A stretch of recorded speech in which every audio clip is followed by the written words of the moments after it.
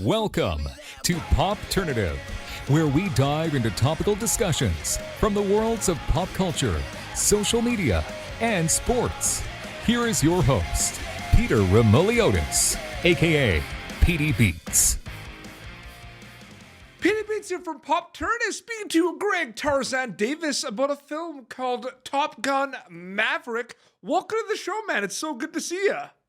Oh man, thank you for having me. I'm very excited to be on here. I'm very excited to talk about a film that is absolutely amazing. Well, I was about to say, kind of like the film, I can imagine the last at least 2 months of your life has just been kind of nonstop. Like, it's been pretty crazy. Yeah, it honestly, it has been go, go, go, go, go, go. Like I've never been pulled in so many different directions constantly at all times in my life. And it's been great. Don't get me wrong, but it feels good to sit down and just watch all the work that we put in be, noticed. I remember when this project was announced, like many moons ago. back in my day when this project was announced. And it's finally out. And, like huge opening and people are loving it. I mean, has it hit you that it's finally out there, Tarzan? I get little shockwaves of like, oh, wait, when I get a text message or a phone call or, get a review that pops up on my phone or a notification, DM, it's like, oh, this people are really watching something we made many, many moons ago. Absolutely. I'm really excited to ask you this question. One of my favorite things about storytelling these days, Tarzan, is the genre bending. A lot of kind of filmmakers and a lot of content is kind of throwing a lot of genres out there. You have like the horror, that have a little bit of the comedy to them. You have like the dramedies. You have all of that. It's interesting to look at the other perspective of things. Top Gun Maverick knows what Top Gun Maverick is. Like the film, like the film has like an identity. So what's that like working on a project where it's clear cut what it is, it's clear cut what the identity is in the landscape of genre bending? I'm curious about that.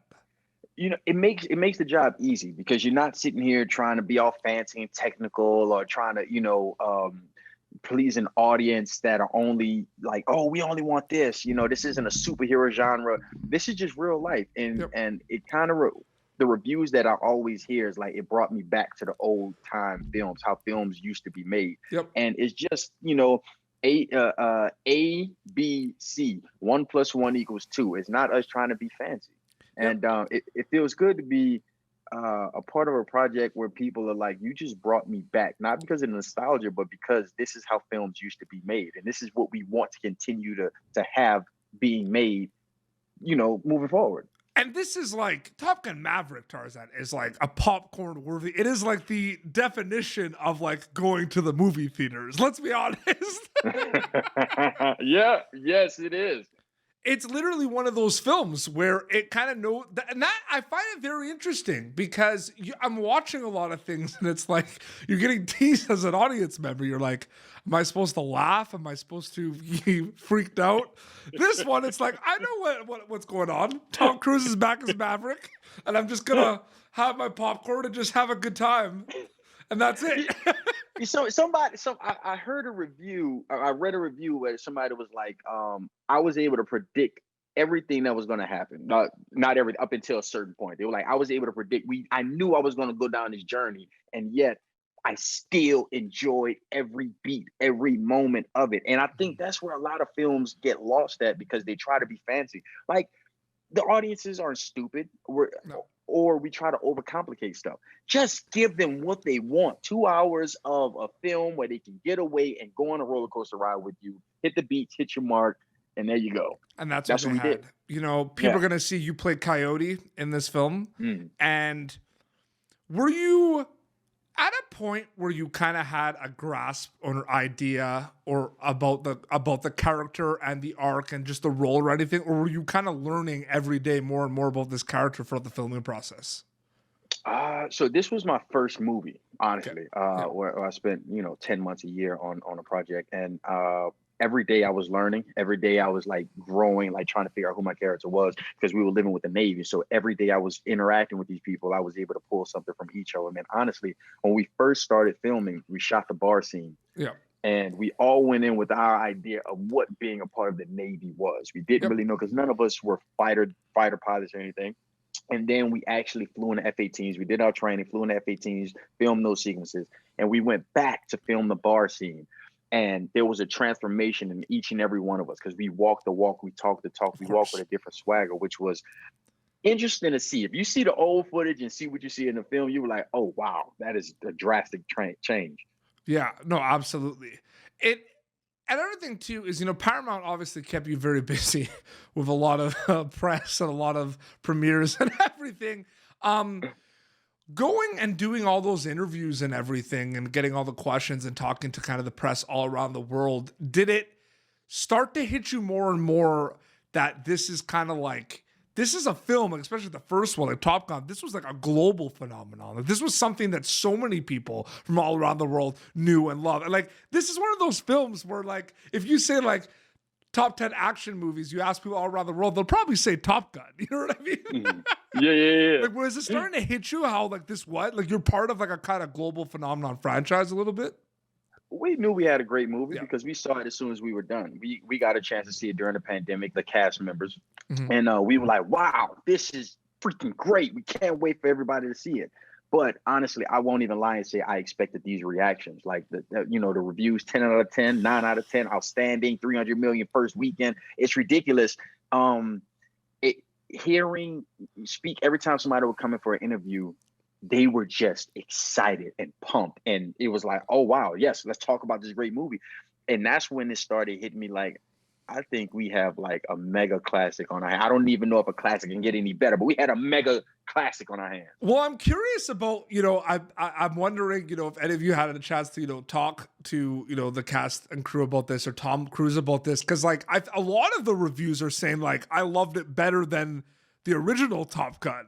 And like, when you think about that, the whole point of making sequels is to make it better than the first. Like that's like if you talk to any filmmaker or if you talk to any showrunner on a TV show at season 1 to season 2 Tarzan, the goal is to make it better than the first. Like that's the plan basically. My man, listen, you hit the nail on the head. That was I did speak to Tom about this, and he did say, if I'm not trying to get better, what am I doing it for? And the only reason he was able to make Top Gun Maverick now 36 years later is because he felt he can make it better than the first one.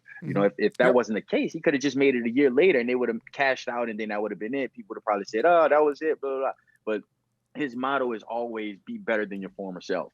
And I mean, 36 years later, he had a lot of time to grow and learn story and just become a better Tom Cruise. And it's shown on display on a big screen of Top Gun Maverick. We also don't want to go into spoilers, but like we don't waste time in this film. And I'm wondering if you knew about that when like when did you get the scripts for this? Like, did you get the scripts in advance for this? Because if you read the first couple of scripts about this with everything and the Mach 10 and everything, like the Mach 10, like we don't waste time with this film. You know what I mean? Like we're thrown in right away, Tarzan.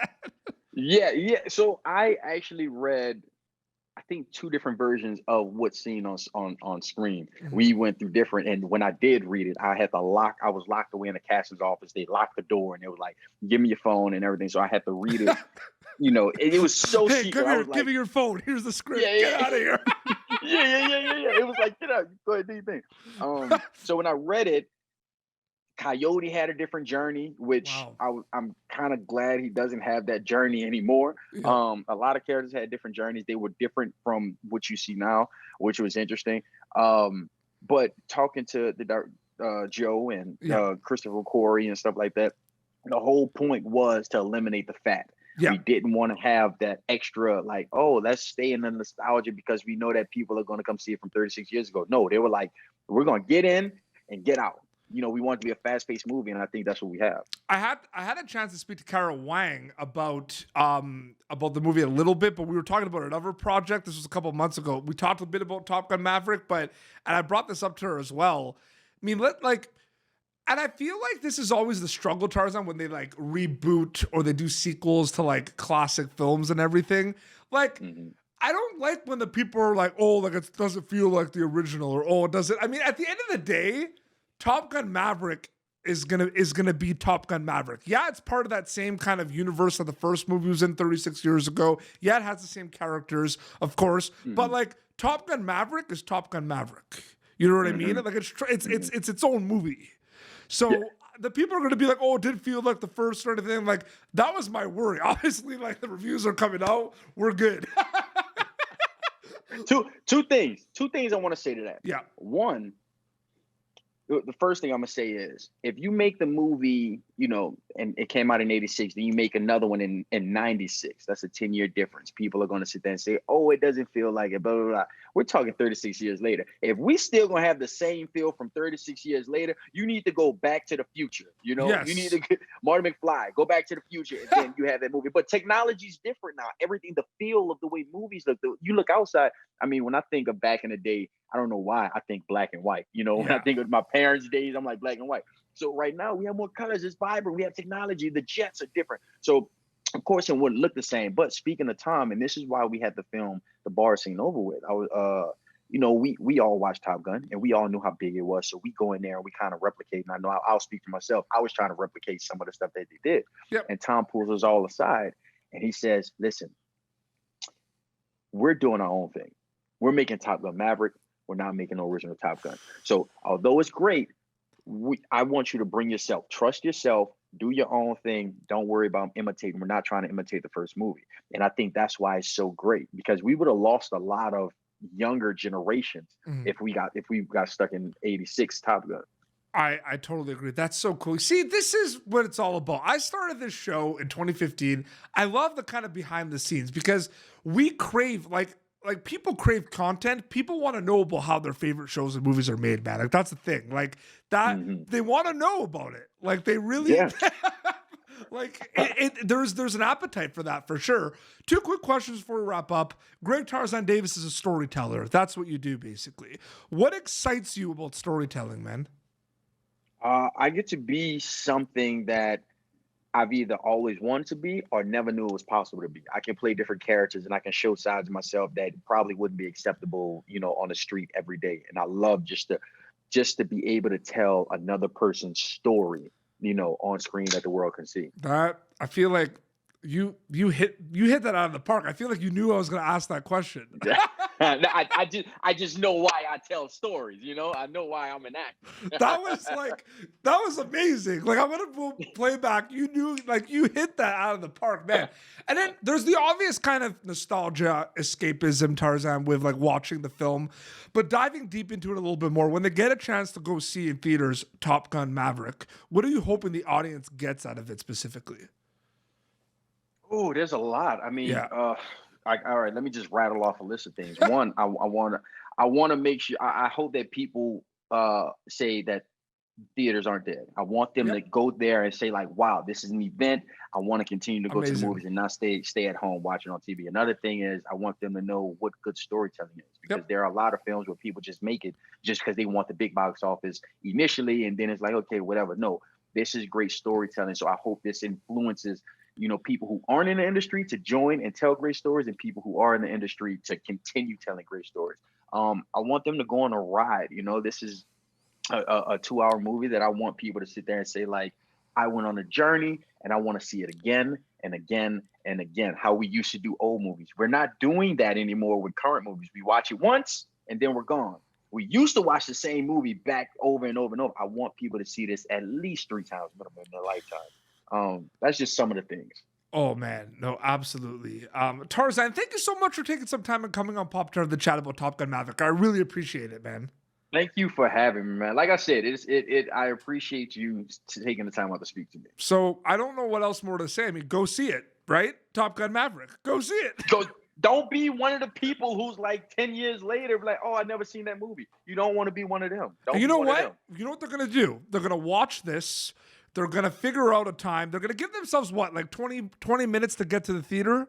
They're going to watch this at they're going to go for a 7:30 showing. They're going to watch this interview at like 6:55, right? They're going to watch this interview, go get something to eat, go to the theater and watch Top Gun Maverick, right? We're going to make a whole plan for them with this interview. Look, the plan has been set. Just follow the rules. Follow the green, what'd you call that? Green blueprint. Follow the blueprint. Watch the interview. grab a bite, get over to the theater, and go watch Top Gun Maverick. And Yes, sir. Instagram, right? That's where you're mostly active. They could like keep up to date with Instagram.